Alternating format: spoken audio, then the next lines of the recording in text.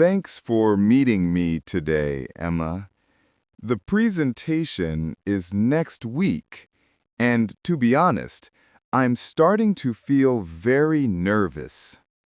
I'm glad we're meeting too, David. It's completely normal to feel nervous before a presentation. A lot of people feel that way about public speaking. I know, but my hands get sweaty, and I worry I will forget everything I'm supposed to say. I just freeze up. I understand that feeling, but the best way to fight that fear is to be very, very prepared. The more we practice, the more confident you will feel. You're right. That's why I wanted to meet. I feel much better when we work on it together. Of course, we're a team. So let's use this time to go through everything from start to finish. We can finalize the structure and practice our parts. That sounds like a perfect plan. Where should we begin? I think we should always start at the beginning, the introduction. It's the most important part for building confidence. Why is the introduction the most important? Because if you have a strong, confident start, it makes the rest of the presentation feel so much easier. A good start sets the tone for everything that follows. Okay, that makes sense. Let's focus on the introduction first. I want it to be perfect. All right, let's look at the introduction. The first 30 seconds are critical for getting the audience's attention. Right. We don't want them to be bored from the very beginning. How do we make it engaging? We need a good hook. A hook is something that catches their interest and makes them want to listen more. What kind of hook could we use? We have a few options. We could start with a surprising statistic or an interesting fact related to our topic. Oh, I like that idea. A surprising fact could make them sit up and pay attention. Do we have one from our research? I think so. I have a note here that says over 70% of customers reported the same issue. That's a pretty surprising number. Yes, that is a strong statistic. What's another option for a hook? We could also start with a question. A question makes the audience think and feel involved immediately. For example, we could ask, have you ever wondered why this problem occurs so often?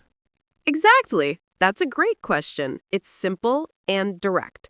So we have two good options, a surprising fact or a question. Which one do you think is better for our presentation? I think I like the question a little more. It feels more personal and direct. Okay, so we have a good plan for the introduction. We'll start with our hook, the question. What about the main body of the presentation? The main body is where we present our key information. The most important thing here is to have a clear and logical structure. Right now, we just have a lot of notes. How should we organize them? I suggest we group our information into 3 main points. 3 is a good number. It's easy for the audience to remember. 3 main points. I like that. It sounds manageable. What should our 3 points be? Well, a classic structure is to first identify the problem, second, explain our proposed solution, and third, describe the benefits of our solution. Problem, solution, benefits. That is very clear and easy to follow. I think that structure will work perfectly for our topic. I think so too. It tells a complete story. It guides the audience from the beginning to the end without confusing them. How much time should we spend on each of those points? The total presentation is 15 minutes long. Good question. We should spend about 3 to 4 minutes on each main point. That gives us enough time to explain them properly without rushing. That leaves a few minutes for the introduction and conclusion. The timing seems perfect. Now that we have the structure of our speech, let's talk about the visual aids. We need to make sure our slides are excellent. I have already created some slides, but I'm not sure if they are very good. I think I put too much text on them. That is a very common mistake. The most important rule for presentation slides is this: less is more. What do you mean by less is more? It means the slides should be simple and clean. They are there to support what you are saying, not to be a script that you read. So I should remove a lot of the sentences I wrote? Yes, exactly. We should use short phrases or single words as bullet points. The main details should come from us, the speakers. Okay, I understand. Use bullet points instead of long paragraphs. What about images? Images are fantastic. A good photo or a simple chart can explain an idea much faster than a block of text. We should use high-quality images that are relevant to our point. So, more images and less text. I will redesign the slides with that in mind. And let's keep the design consistent. We should use the same colors, fonts, and logo on every slide. It looks much more professional. That's a great tip. I'll create a simple template that we can use for all the slides. I feel much better about the slides now. I have a clear plan to make them simpler and more visual. Great. The next thing we need to practice is our transitions. Transitions, what are those? Transitions are the words and phrases we use to move smoothly from one topic to the next. They act like a bridge between your ideas. Can you give me an example? Of course. Let's say you just finished talking about the problem. To move to the next section, you could say, "So now that we understand the problem, let's move on to discuss our proposed solution." Oh, I see. That phrase connects the two sections very clearly. It tells the audience what is coming next. Exactly. Without transitions, a presentation can feel disconnected, like a list of random facts. Transitions help it flow like a story. What are some other good transition phrases we could use? We could use phrases like, "This brings me to my next point, which is," or, "In addition to this, we also need to consider," or simply, "Next, let's look at." Those are very useful. I should write them down in my notes so I don't forget to use them. Let's try one right now. Imagine you just finished explaining the solution. How would you transition to the benefits section? Okay. I would say, now that I've explained our solution, I'd like to talk about the key benefits. That's perfect. See? It's simple, but it makes a huge difference. We have planned the introduction, the main body, and the transitions. The last part we need to plan is the conclusion. The ending is just as important as the beginning, right? We want to leave a good final impression. That's exactly right. A strong conclusion helps the audience remember our most important messages. So, what should we include in our conclusion? Should we just say, the end? No, we should definitely not just say the end. A good conclusion has two main parts. First, a summary of your key points. So, we briefly repeat our three main points: the problem, the solution, and the benefits? Yes, you can start by saying, so, to summarize, today we have discussed, it's a quick reminder of everything you talked about. Okay, a summary first. What is the second part of a good conclusion? The second part is a strong final statement. This is your last chance to make an impact. It could be a call to action, a powerful quote, or a vision for the future. For our presentation, a call to action would be good. We could say, we encourage you all to consider implementing this solution. That's a great final statement. It's clear and strong. After that, we can put up our final slide. What should be on the final slide? It should simply say, thank you, and then, any questions? This signals to the audience that the presentation is over and it is time for the Q&A session. Okay, David. I think we have a solid plan for the entire presentation. The structure is clear, and we know what to do for each section. Yes, the plan is excellent. I feel much more organized now. But planning it is one thing. Actually saying it is another. You are absolutely right. The next step is to practice. We need to rehearse it out loud. I know. This is the part that makes me the most nervous. I'm afraid I will sound silly. You won't sound silly. This is a safe space. I'm here to help you. It's better to make mistakes here with me than in front of the real audience. That is a very good point.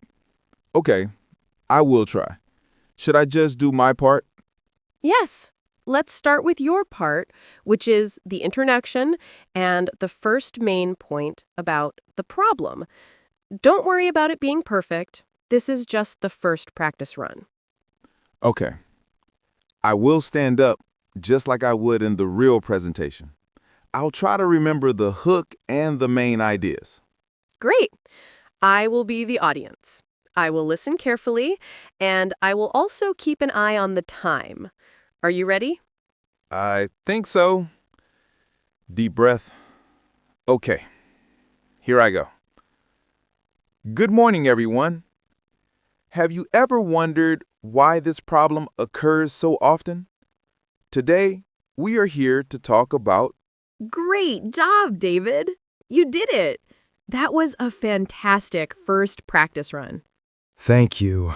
I was so nervous. My heart is beating so fast. How was it really?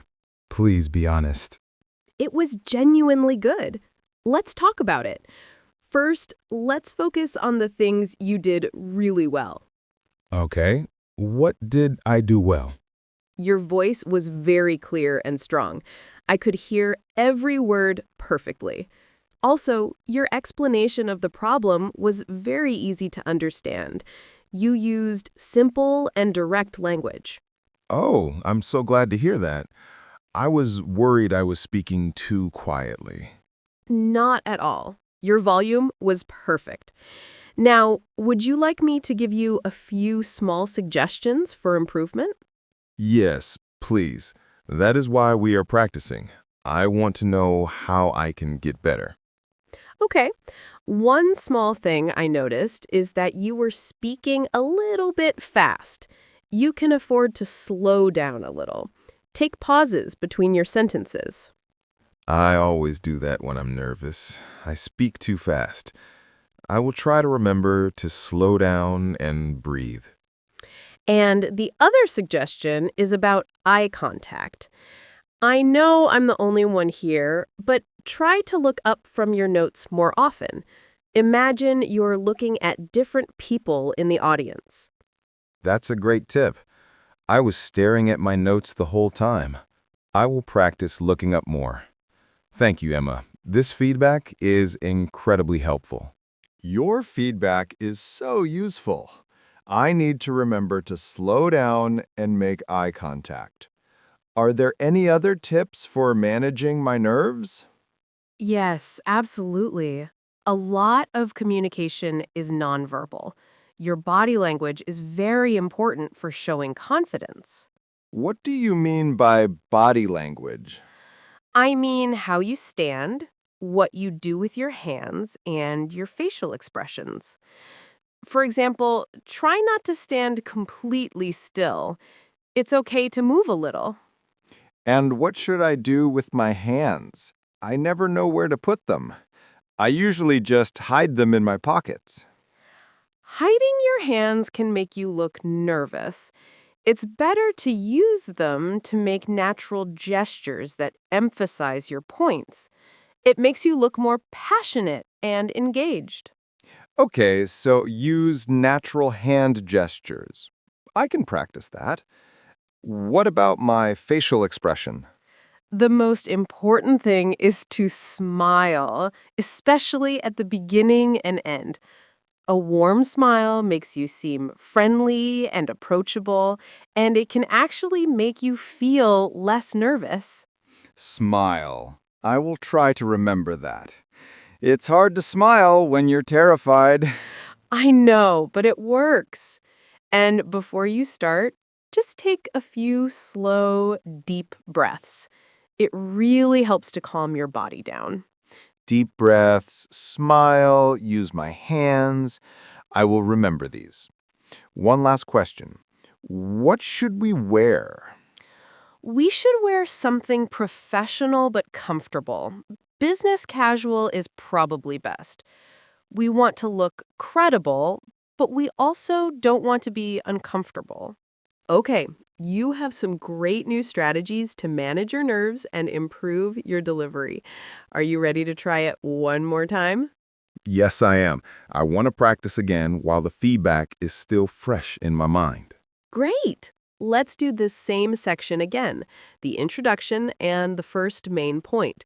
Remember to breathe, slow down, look up, and smile. Okay, I am ready. I'm taking a deep breath now. I can see that. You already look more relaxed. Go ahead whenever you're ready. Good morning, everyone. Have you ever wondered why this problem occurs so often? Today, we are going to explore this problem and offer a clear solution. After he finishes, David, that was amazing. The improvement was incredible. Really? How did it feel? It felt much better to me. I felt more in control. It looked much better. You spoke so much more slowly and deliberately. You looked up from your notes several times, and your smile at the beginning was so welcoming. Thank you. I can't believe how much a little practice and feedback can help. I actually feel confident. I told you. That's the power of preparation. You know your topic, and now you have the skills to deliver it well. You're going to be great. I feel like we are going to be great. We make a good team. I am actually excited for the presentation now.